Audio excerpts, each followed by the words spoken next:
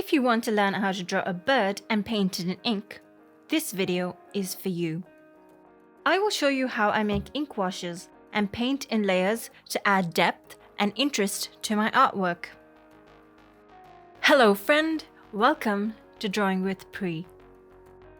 The bird that I chose to draw is the New Holland honeyeater. I studied the bird several times, doing many sketches to understand my subject. I drew plenty of small sketches until I found a composition that I liked. Working with pencils allows me to create a good composition. After completing my drawing, I'm ready to ink it. For the outlines, I use Windsor & Newton black Indian ink. I'm not a slave to my pencil drawing. You will notice that I use it only as a guide. I keep refining my artwork as I go. For the line work, I use a dip pen because I love the organic lines that it creates. It helps me create thick and thin lines without needing to change drawing tools. Drawing with Indian ink comes with its own challenges. You have to be careful not to smudge wet ink as it dries. I try to avoid lines already drawn or wait for it to dry.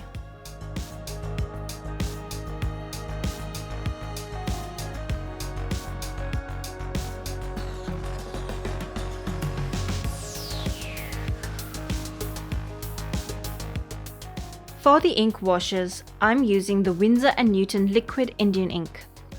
The pigment is granular and helps me create beautiful textures. I add ink to my palette with a dropper and dilute it with water to create my washes. Some artists measure the quantities of ink and water to get their washes, but I approximated by testing it on paper. I created a light, medium, and dark tones for my painting. The darkest tone is the undiluted ink. I erase any pencil marks once I'm ready to add my ink washes. My first coat of ink will be the lightest shade, avoiding painting any areas that I would like to remain white. I try to follow the contours of the bird's feathers so that my ink does not dry flat. Similarly, for the leaves, I keep my brush strokes simple and minimal. I use the strokes with my brush to separate each leaf and give them character.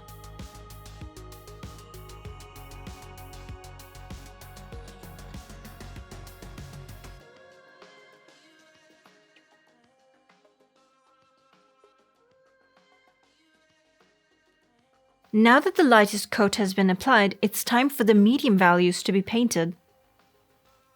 I used a size 11 synthetic brush to paint the flow of the feathers. Bigger brushes help me avoid getting sucked into the details too early in the painting. The bird has black and white stripes, so I avoid painting in areas that I would like to be lighter. Painting in the tail and the belly required a finer brush. I added my washes with a number 6 synthetic brush. It was fine enough for the details, but also capable of broad and thick strokes.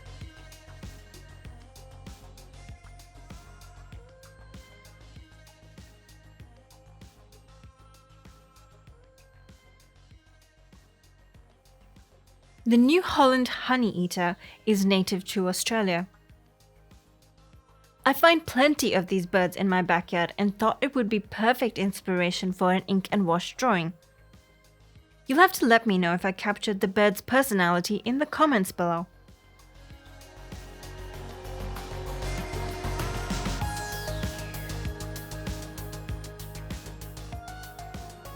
For the darkest values, I'm using the undiluted liquid Indian ink. I wait until all my layers are dry. I painted the details of the feathers using small, delicate lines to indicate the feathers' flow, but not drawing all the details that I saw. Now for the fun part, let's add some color. The yellow ink that I'm using is the Dr. P.H. Martin's Bombay Indian ink. The color is bright and vibrant, giving my drawing the contrast that it needs. Adding the color was my favorite part of this piece.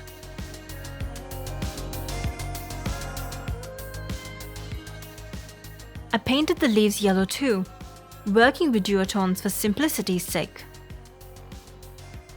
I added the final touches with a fine brush and a white gel pen to punch out the details of the feathers and add visual interest. I hope I've inspired you to try the ink and wash technique.